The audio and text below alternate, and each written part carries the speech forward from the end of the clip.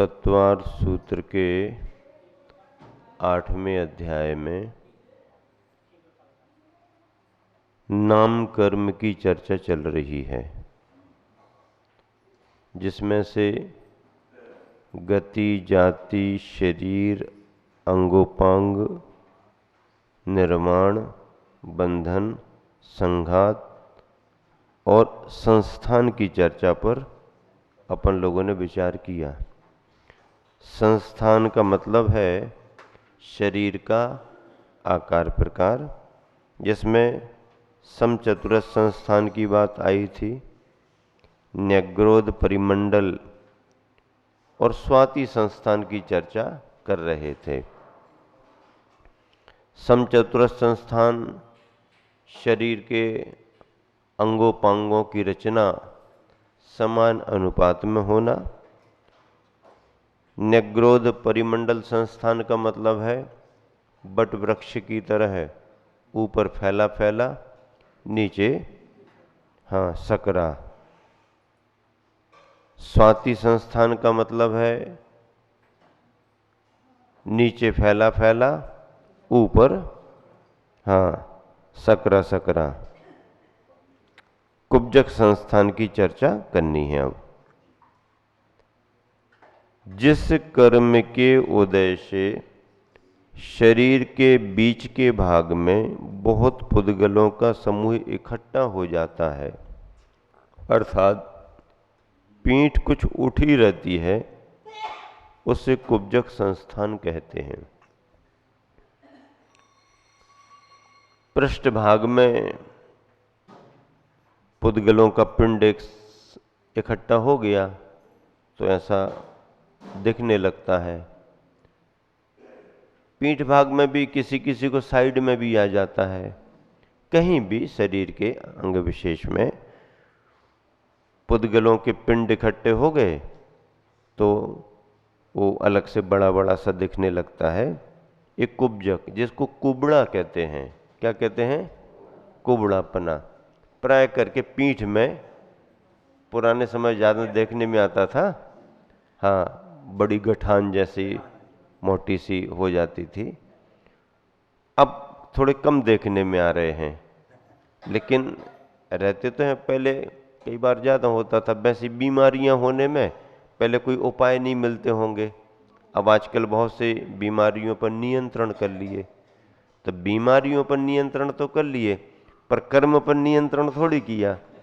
तो कर्म का उदय आएगा, उस कर्म को बांध के कोई आएगा तो उसको तो वैसा बनना ही पड़ेगा।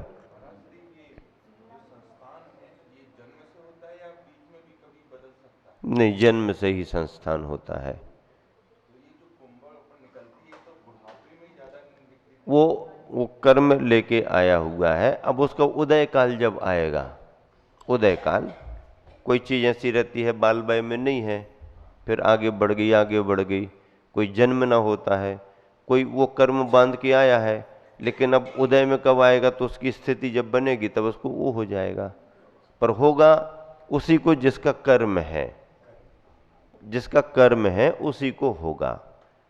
अब कुछ ऐसा भी रहता है कि कुब्जक संस्थान नहीं है, फिर भी कोई मांस का पृष्ठभाग बढ़ गया, कोई और चीजें हो जाती हैं, तो उसको कुब्जक तो नहीं कहें। कुब्जक में क्या होता है, एक तो कोई सा गुट्टा सा आ जाए बड़ा, और फिर कोई झुक झुक करके चलने जैसी स्थिति उनकी बनती ना, मुड़ करके थोड़े, वो कुब्जक विशेष होता है। अब कोई शरीर की विकृति विशेष से कहीं पर उन्होंने कहा ये फल आ गया, उन्होंने कहा ये हो गया, वो हो गया, ऑपरेशन कर दिया, ठीक हो गया, वो शरीर का विकार है, बीमारी है वो।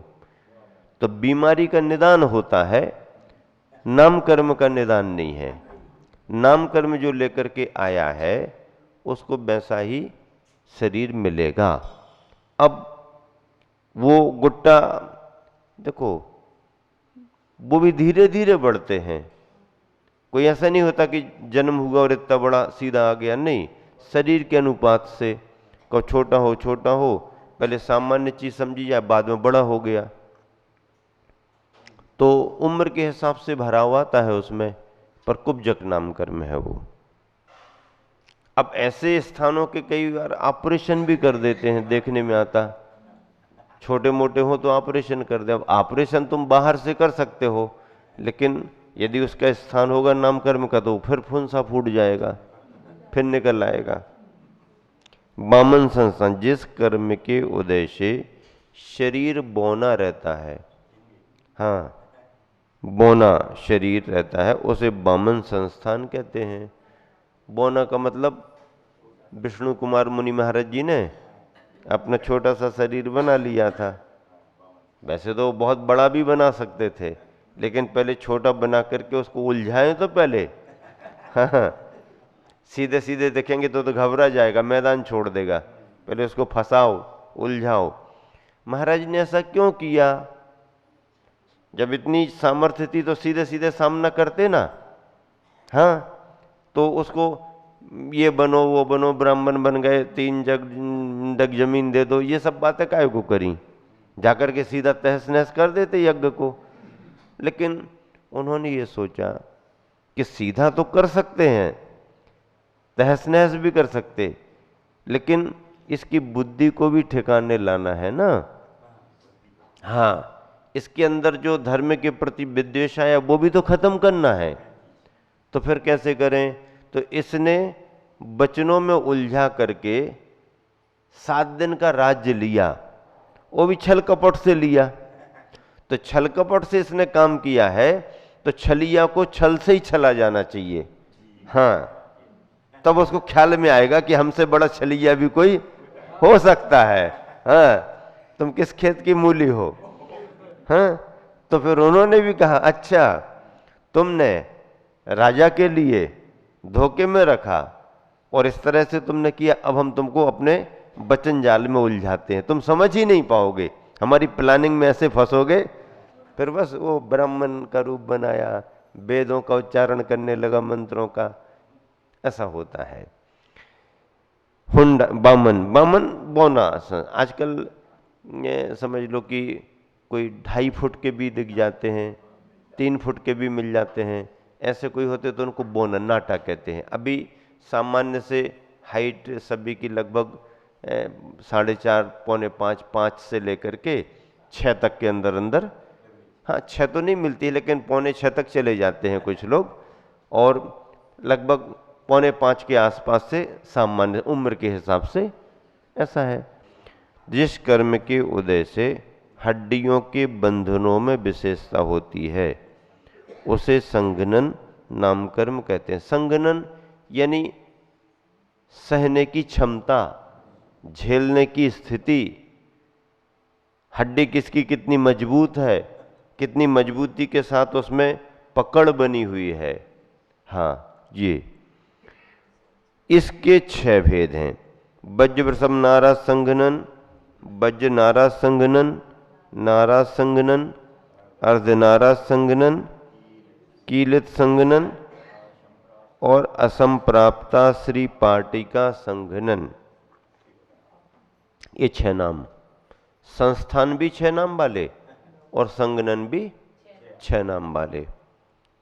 अब वज्र वृषभ नाराच संघनन क्या नाम है? क्या नाम है? वज्र वृषभ नाराज संघनन। जिस कर्म के उदय से वृषभ, वृषभ का अर्थ क्या लिया? बेष्ठन। वृषभ का अर्थ क्या लिया? बेष्ठन। बेष्ठन यानी जो किसी को लपेटने का काम करता है, जैसे ग्रंथ, और उसको सुरक्षित रखने के लिए अछार। अछार को बेष्टन कहते हैं। अछार को क्या कहते हैं? बेष्टन। भाई ग्रंथ को बेष्टन में सुरक्षित रखो, अछार में बंद करके रखो। बेष्टन यानी वृषभ, वृषभ बेष्टन। नाराज किसे कहते हैं? कील। नाराज कील। और संगनन यानी हड्डियां। अब जिस कर्म के उदय से बेष्ठन, कील, हड्डियों को जो ज्वाइंट के यहाँ पर कील लगी रहती हैं वो, और संगनन यानी हड्डियां वज्र के समान अभेद होते हैं उसे वज्र वृषभ नारा संगनन कहते हैं। संगनन यानी सहने की शक्ति, संगनन यानी हड्डियों में जो सहने की शक्ति आई है, हाँ, हड्डियों में जो क्षमता आई है उसको संगनन कहा। अब जिस तरह का कर्म नाम कर्म संगनन के रूप में बांध के आएगा जीव, उसको उस तरह की वो क्षमता रहेगी। वज्र वृषभ नारा संगनन में जीव को हड्डियां वज्र की मिलेंगी, हड्डियों से हड्डियों के ज्वाइंट जोड़ जहां पर रहेंगे उन जोड़ों में मजबूती के लिए कील भी जो उसमें लगेगी वो वज्र की लगेगी, और उस कील के साथ में फिर उस पर और मजबूती के लिए एक लपेटा वो भी वज्र का ही रहेगा। जैसे आपको अपने खेत में पानी भिजाना है, यहां से आपने मशीन चालू करी, पाइपलाइन से खेत तक पानी जा रहा, अब पाइप में पाइप आप क्या करेंगे, लगाएंगे। इतने लंबे पाइप नहीं होते, तो पाइप में पाइप को क्या करेंगे, पहले आप करेंगे। तो पाइप में पाइप लगने के लिए चूड़ियां होती हैं, उसमें उनको कसना पड़ता है। अब चूड़ियों के साथ में ये यहाँ वहाँ ना हो जाए तो कुछ कील भी उसमें स्क्रू वगैरह डाल देते हैं, और इसके बाद भी पानी का रिसाव ना हो इसके लिए ऊपर से करते कि नहीं करते। तो पाइप में पाइप फंसाया, चूड़ियाँ लगा दी, कीलें लगा दी, स्क्रू लगा दिए, और उस पर ज्वाइंट की जगह पर बंद कर दिया, पैक। अब पानी सीधा निकल जाएगा, यहाँ वहाँ नहीं होगा, पाइप भी हिलेगा डुलेगा नहीं। इतनी मजबूती आपने उसमें कर दी तो आपका काम सुरक्षित हो गया। ऐसे ही हड्डियां वज्र की मिली, जहां जहां पर अंगों पांगों में हड्डियों का जोड़ होता है उन हड्डियों में कील भी रहेंगे ताकि वो मजबूत बने रहें, और उस पर और ज़्यादा अच्छे से मजबूती के लिए लपेटा भी लगाया। कर्म ही तो है ये वज्र वृषभ नाराज। तो वज्र के वृषभ नाराज और संगनन, संगनन यानी हड्डियां, नाराज यानी कील, वृषभ यानी वेष्ठन, जिसमें वज्र के ही हों उसको वज्र वृषभ नाराज संगननधारी जीव कहते हैं। और इसी वज्र वृषभ नाराज संगनन के द्वारा व्यक्ति शुक्ल ध्यान करके केवल ज्ञान पाकर के मोक्ष को जा सकता है। इस संगनन के अलावा शेष 5 संगननों का काम नहीं। ध्यान कर पाएंगे पर केवल ज्ञान प्राप्त नहीं कर पाएंगे। वज्र वृषभ नाराज संगनन होना, अब वज्र वृषभ नाराज संगनन हो जाएगा तो फिर केवल ज्ञान हो ही जाएगा, नहीं। वज्र वृषभ नाराज संगनन की क्षमता से तुम साधना करोगे तो होगा, और यदि तुम हिंसा आरंभ और पाप में लग जाओगे तो यही संगनन तुमको 7वें नरक में ले जाएगा। 7वें नरक में जाने के लिए भी यही संगनन जरूरी है। हाँ, इसके नीचे वाले संगनन 7वें नरक में नहीं जा पाएंगे। इससे कम जो नीचे वाले संगनन हैं उन संगननों से जीव 7वें नरक नहीं जा सकता, इसी से जाएगा। इससे चला ही जाए नहीं, इसका आपने हिंसा आरंभ आदि में तीव्र पाप किया उसके अनुरूप, तो ये संगनन आपको 7वें नरक में ले जाएगा। और इसका यदि आपने शुभ कार्य शुद्ध कार्यों में इसका ध्यान साधना में उपयोग किया तो आपको केवल ज्ञान भी दिला सकता है। हाँ, ये संगनन महिलाओं को नहीं होता। मनुष्य पर्याय में महिलाओं को ये संगनन नहीं बताया है, बाकी संगनन बताए हैं। ये संगनन पुरुष को ही होगा, इसलिए पुरुष ही मुनि बन करके केवल ज्ञान पा पाता है और पुरुष ही 7वें नरक में जाता है। महिला की गति 7वें नरक तक की नहीं है, हाँ 6ठे नरक तक की है। हाँ, क्योंकि ये संगनन नहीं है। तो वज्र वृषभ नाराज संगनन, वज्र नाराज संगनन क्या है? जिस कर्म के उदय से कीलें व हाड़ तो वज्र के समान होते हैं, हड्डियां, परंतु बेष्टन वज्र के समान नहीं होते, उसे वज्र नाराज संगनन कहते हैं। अब देखो, संगनन में हड्डियां वज्र की हो गई और नाराज कीलें भी वज्र की हो गई, लेकिन बेष्टन कम कर दिया, कपड़ा हट गया, कपड़ा हटा दिया, प्लास्टिक बरसाती हटा दो। हाँ, दो बचे, इसका नाम क्या? वज्र नाराज संगनन। उसमें वज्र वृषभ, वृषभ यानी बेष्टन भी था, वज्र नाराज संगनन है ये। इसमें एक कम हो गया। अच्छा, वज्र किसे कहते हैं? पहले वज्र की बात तो बताओ। है? पत्थर में भी सभी प्रकार के पत्थर नहीं, हाँ, पत्थर में भी पत्थरों की क्वालिटी होती है। कुछ पत्थर होकर के भी इतने नरम जैसे होते हैं कि यदि उनको तल दो अच्छे से तो कोई चना समझ के चबा भी जाए, पत्थर है। लेकिन नहीं, अब लोहे का छर्रा है, पानी में कितने ही डालो। पत्थरों की क्वालिटियों में हीरा सबसे कठोर होता है, हीरा कठोर होता है। हीरे की विशेष कठोर अवस्था को वज्र कहते हैं। इंद्र का आयुध वज्रायुध होता है, वज्र का आयुध होता है। इंद्र यदि अपने उस गदा से, गदा वज्रायुध को पहाड़ पर यदि उसके प्रहार कर दिया तो पहाड़ टुकड़ों टुकड़ों में हो जाए, ये उसके शस्त्र में। और वज्र में, वज्र यानी हीरा, हीरा सबसे ज्यादा मजबूत पत्थरों में होता है।